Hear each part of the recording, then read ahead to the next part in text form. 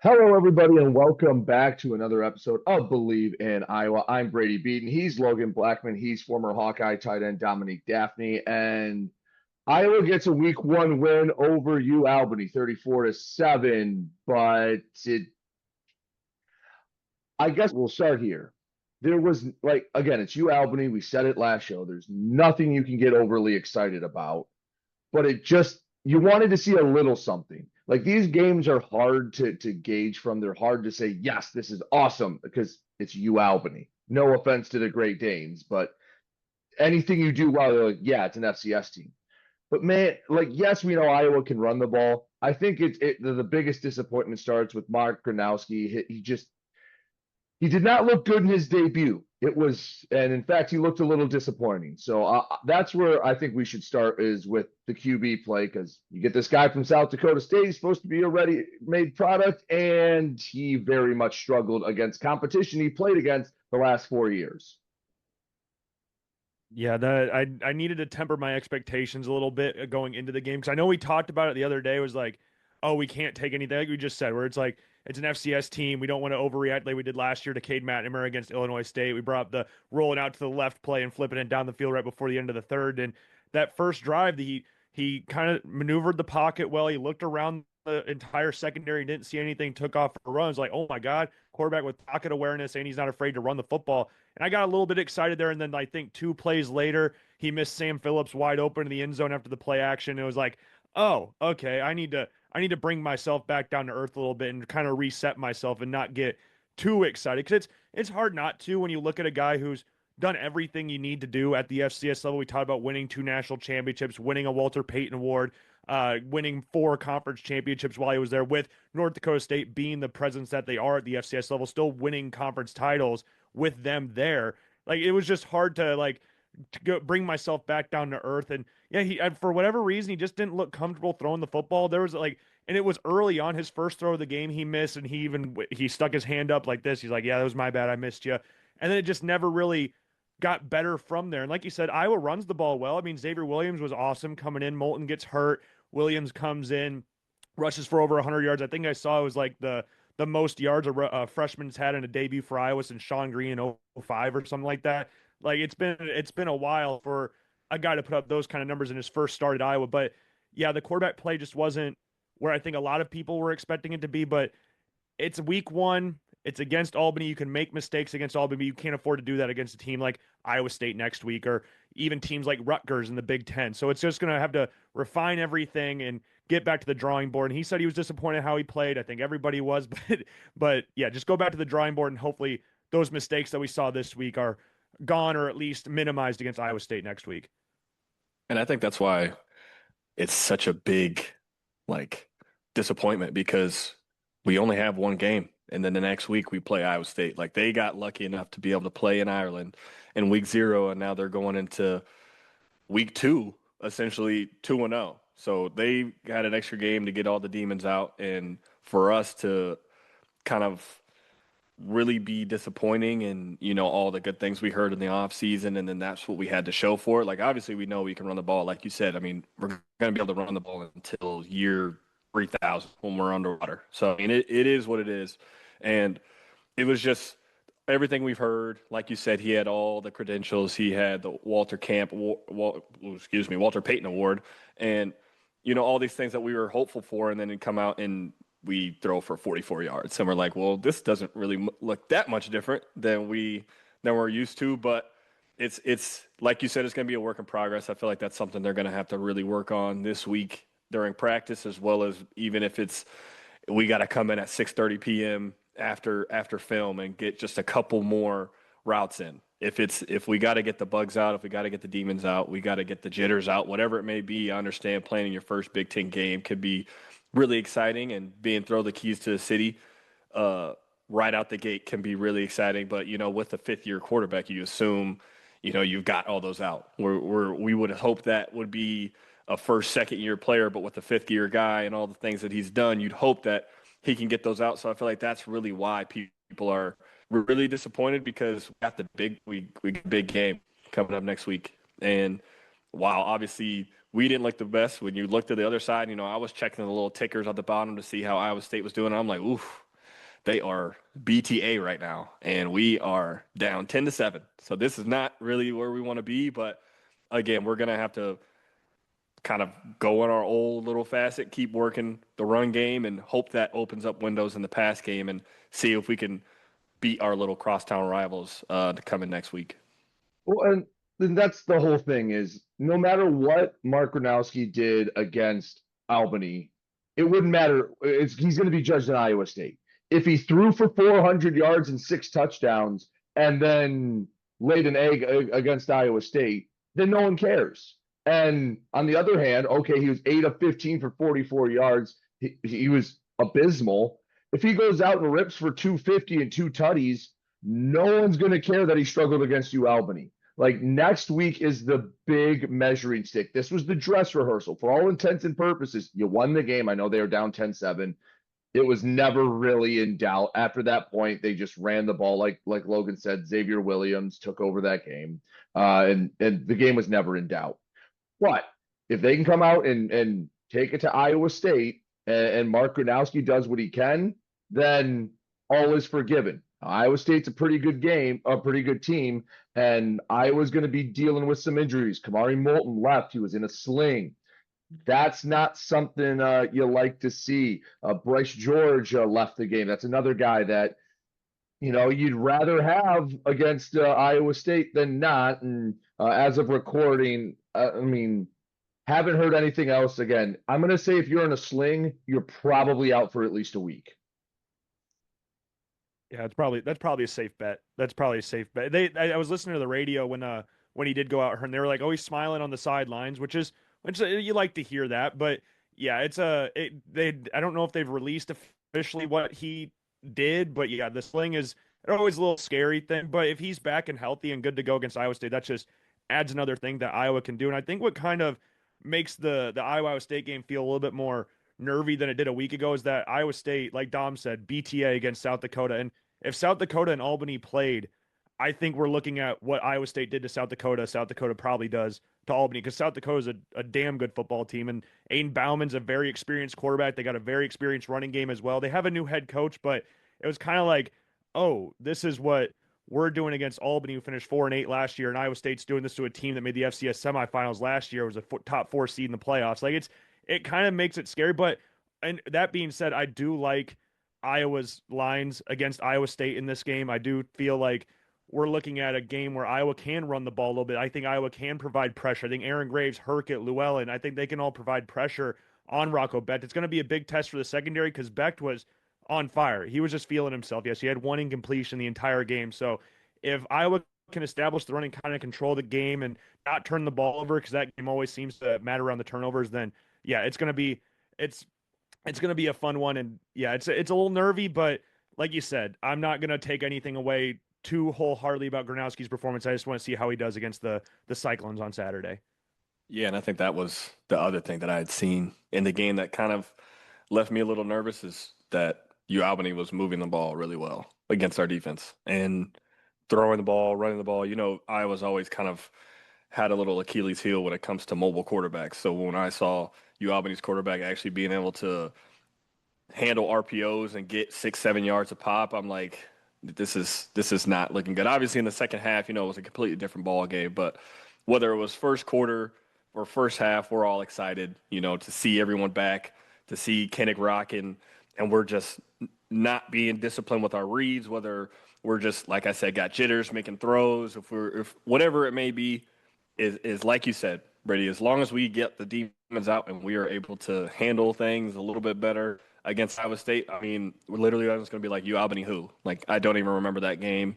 I was 8 Bud Lights deep, whatever they're out there drinking, because I'm sure a bunch of the boys, Riley Moss, Max, all those guys were at the game, so I'm sure they were all having a great time. So, like you said, if we go and handle business against Iowa State, all this is just put to bed. It really doesn't matter, but, obviously that's going to be the big test, and that is going to put kind of an understanding of where we're going with this season, this next week. So, obviously, I'm sure they got off tomorrow, and they got an extra day to do prep to get guys like Kamari Moulton back, whether he's in a sling or not. They're going to do 2 times of training to make sure that them boys can get back healthy, because we know we got the big test coming up. So hopefully we can get that right, get everything a little bit more ironed out as we meet our crosstown rivals, and hopefully go into Ames and come out with a victory. Can I give you a stat that does concern me a little bit? And it's been an issue at Iowa for a while, but there were only 9 completions. 8 different people caught a ball. So if you can do the math, Seth Anderson was the only one that had multiple catches, and he had a whopping 9 yards. I'm not saying one guy has to have a dozen catches and be the dude, but like I'd have liked to see a little more of Jacob Gill. I know Reese Vanderzee's out, and if he comes back, that's going to help the cause. But I do think part of the reason Gronowski struggled is sometimes there just wasn't anyone open to throw to, and he wasn't trying to force it, and he just had to get rid of it or scramble or do what he had to do. If you're not getting separation against the UAlbany defense, yeah, I'm going to be a little worried against the Iowa State defense. Because we all know Iowa State's going to be, they have some players in the secondary. They're replacing some players as well, but like John Tez Williams, one of the best corners in the Big 12. You got Jeremiah Cooper at safety. Like they've got some dogs in their secondary as well. So if you're struggling to create that separation against Albany, it does raise some concern. But I do like there were some plays that Gronowski missed on where you could see if he's just takes a touch off. Like there was a play, it was early on in the game in the first quarter. He rolls out to the right. Jacob Gill's on the sideline, and he tells him to go up the field and lobs it down the field. It just missed him by like a half a yard or so. Like if there's plays like that connect, or the screen pass that he sent low to him, it's like the read and quick out to him, and I think it was Seth Anderson that got the first down. I can't remember exactly, but they said it hit the ground. Like there's just some things that are just like it's right there. It's just a matter of getting that consistency and that familiarity down, and once that all comes together, then those types of plays. And the play to to Phillips in the end zone, I don't really know what happened with that one. I think he could just deer in the headlights, like, oh my God, he's so wide open, and just skipped it to him. But if he can get those things like I don't know what you want to call it, but just get those things back together and keep the main thing kind of, and just take those throws, then I could see where this could go and be successful for the coming season. And it's going to be tough against a team like Iowa State, but if he's able to extend plays a little bit and the receivers are able to adjust with him, then they can make those plays. Just a couple things were just is like a hair off, and if those things work, then it could be big things as the season goes on.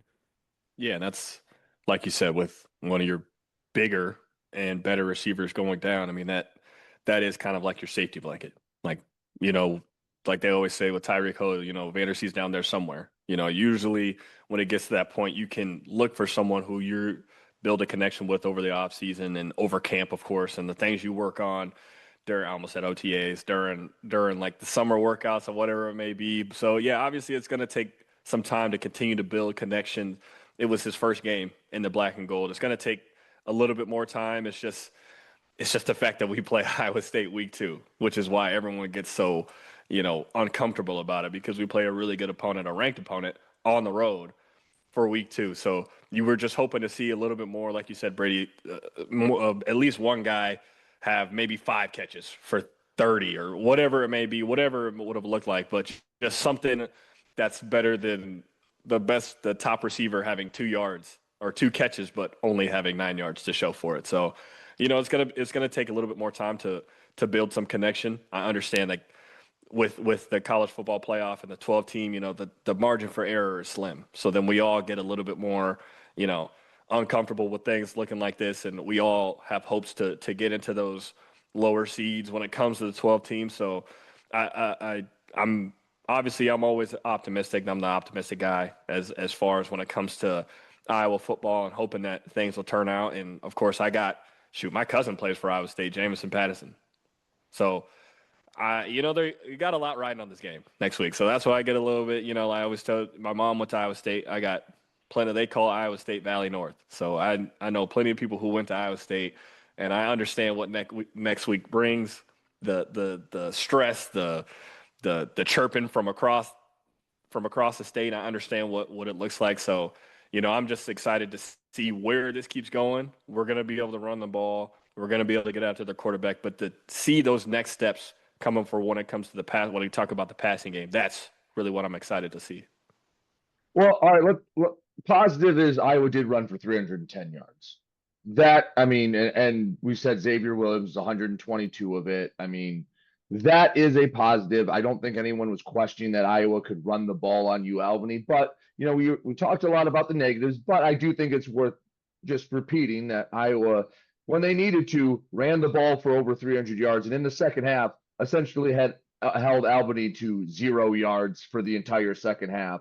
They cranked up the pressure when they needed to. Just it took them a little bit to get there. So there were some positives to take away. Yeah, the offensive line.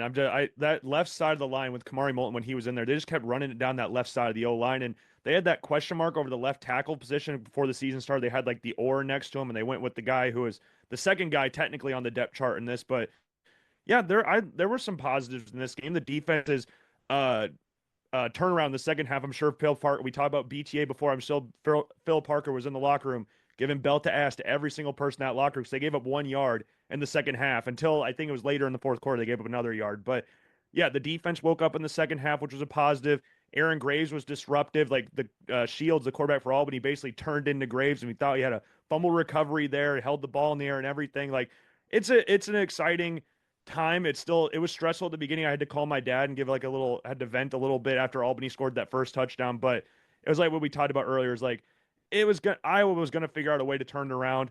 It was just a matter of when, not if, they were going to turn it around. And they crowned Gronowski, and he fell over. The cramps were kicking in, so hopefully the cramps are all sorted out by the end of before the game next week. But yeah, there are some positive. The negatives obviously always outweigh the positives because a lot of fans are pessimistic rather than optimistic. So it's kind of hard to sometimes look at that because you're like, oh my God, losing to Albany. But things will get better. Things will get better. Gronowski will not. He will improve as the season goes on. They'll run the ball well. So yeah, there were some positives as well in this game for sure. Yeah, that's why I brought up the first game jitters because my guy was cramping up. Get my guy some water, some Pedialyte, something. I'm sure yesterday or this morning he's got a little IV going in. Or like, yeah, we can't have you doing that next week. We can't have you cramping up because they're going to be long drives. I kind of equate this upcoming game to when was that 2017 when we played Iowa State at Iowa State. Like it's going to be one of those games where we're going back and forth, and we're going to need some long sustaining drives. We're not asking you to. Well, I mean, it'd be great to throw for 300, but we're not asking you to do that. We know that this is going to get as ugly as possible, and we're going to make it as ugly as possible to try to get a victory. So, yeah, I'm hoping they got him an extra jar of pickle juice today or got him something after the game because I kind of figured with all them NFL socks and my boy was repping the ones, which I was like, they let them wear Jordan ones now? Okay, well, I mean, I did go to JUCO. I got one more year eligibility. I might have to slide back if we get to have fun now. Like that's cool. That was great to see. I said he's repping the. Okay, I didn't even know they let you wear stuff that wasn't Iowa, but I seen that and I'm like, yeah, he's definitely excited. He's got his juices going. It's a big.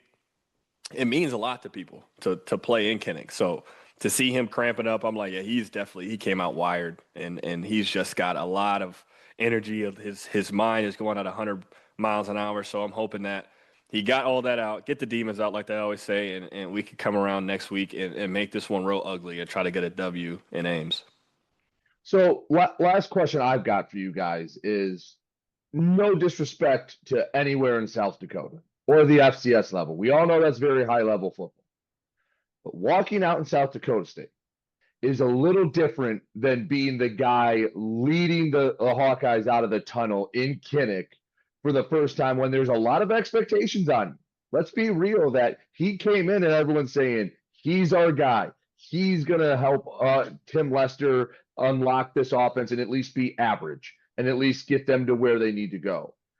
How much of that could have just been, you're on a bigger stage? I know it's not, again, still pretty good football at the FCS level, especially the high end, but it's a little different walking out at a Big Ten university, being the guy. Could that have played into anything at all? Oh yeah, I was actually talking to one of my friends last night about that, where it's like South Dakota State and North Dakota State are so hard to judge from a quarterback perspective just because of the fact they're so dominant. Like they run the ball insanely well. They dominate the line of scrimmage, especially North Dakota State. Like they just kick the crap out of everybody on the line of scrimmage. So when you're running the ball that effectively, it just sucks the defense in, which opens up a lot more holes in the secondary. So a lot of the receivers are more wide open. If you watch a lot of the things that Mark Gronowski did out South Dakota State, a lot of those are down the middle of the field, just verts pretty much because the receivers have separation on them and they have a great lineage of tight ends at South Dakota State. You look at Tucker Kraft, Dallas Goedert, like they are a dominant football team. And in the era of North Dakota State, they were still able, like I brought up before, like they're still able to win like that. And you brought up the crowd thing. Like the biggest crowd South Dakota State would have to go to was Iowa a few years ago in that awesome 7-3, 2 safeties and a field goal game.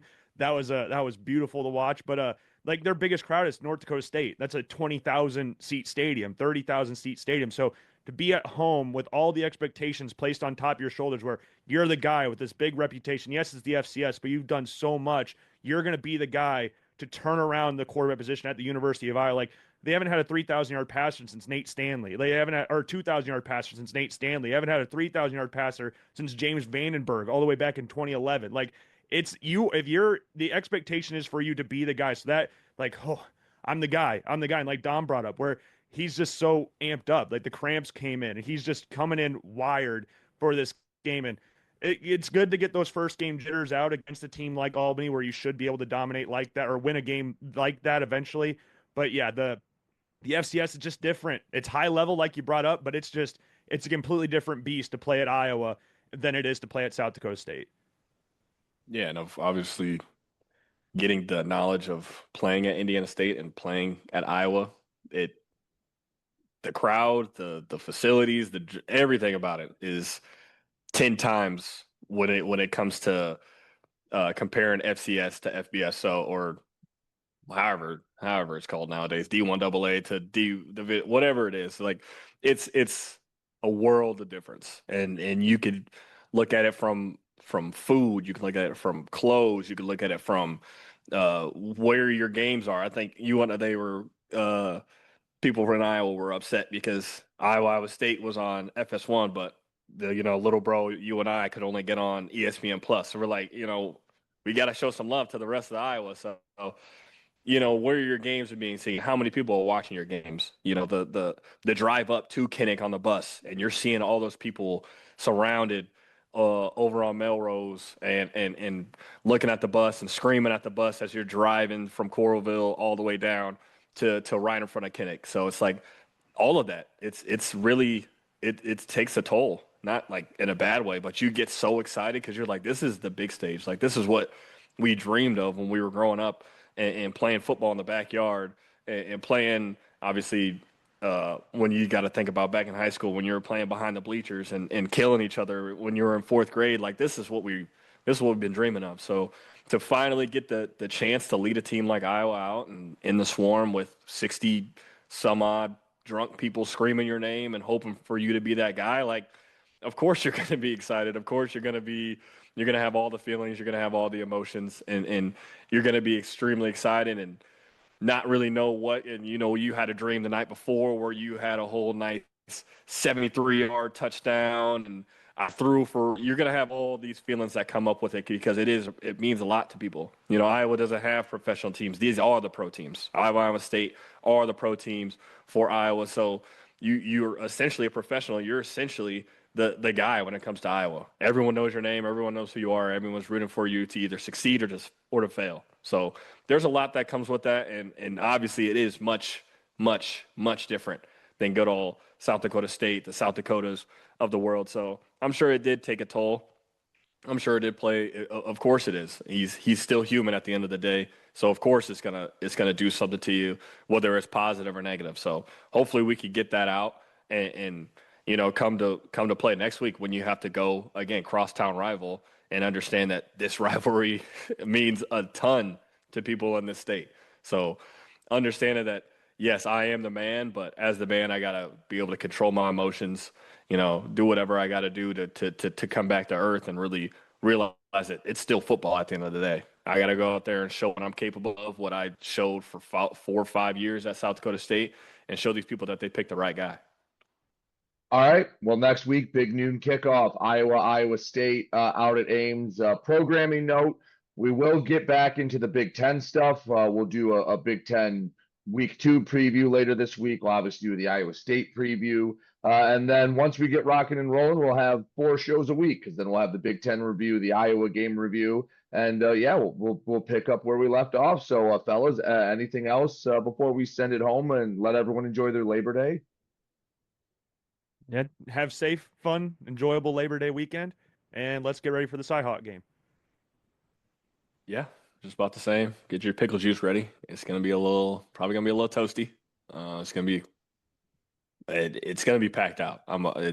Iowa State is this the best they've been in a while. Iowa, it's the entire state of Iowa is either in Ames or in Iowa City this weekend. So you get your electrolytes in and get everything you need to be ready for that game because it's going to be prime time. All right. Well, we'll talk about it later in the week. For myself, Brady Beedon, he's Logan Blackman, former Hawkeye Dominique Dafney. You've been listening to Believe in Iowa.